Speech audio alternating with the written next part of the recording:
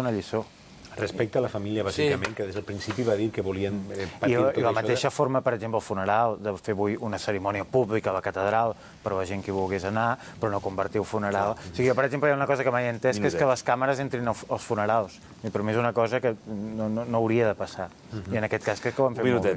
Sí, jo voldria dir una cosa que no té tampoc res a veure amb el futbol, però sí amb estats emocionals, perquè hi ha tota una sèrie d'oncòlegs que opinen que en una gran part de càncer hi ha un factor emocional molt fort, no? I està comprovat, i tots coneixem gent que a través de traumes personals, familiars o de feina o de parella han desenvolupat un càncer, no? Vull dir, tot això encara s'està investigant, però a mi em sembla que en Tito Vilanova representa d'alguna manera tota aquesta mena o la mort ha pogut afectar, perquè jo no sé molt bé com era, però sí que hi veig com una mena de símbol, no? De vegades aquestes coses que es poden extraure i posar una marca, un color, una idea, un símbol d'aquestes lluites interiors al Barça de les quals jo no en sé absolutament res, només es veu quan un marxa, l'altre fa una declaració, els altres han de sortir corrents. Jo penso que hi ha gent que té una capacitat, sense voler de vegades, per xuclar aquesta brutícia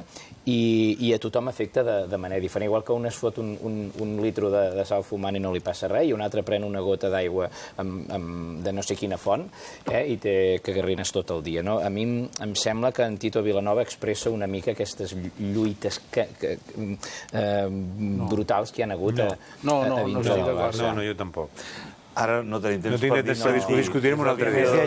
Hi ha gent amb una vida molt dura. O sigui, ha sigut una persona que ha tingut una vida d'èxit, hi ha gent amb una vida molt complicada, amb aquesta teoria.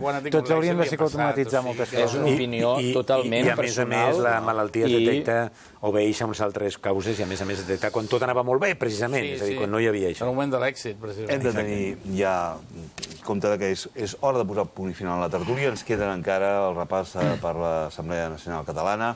Tenim que veure les portades de demà, del Punt, de l'Esportiu, en definitiva també del setmanari Enderroc. Moltes coses, però abans una pausa i de seguida tornem a estar aquí. Gràcies, nois.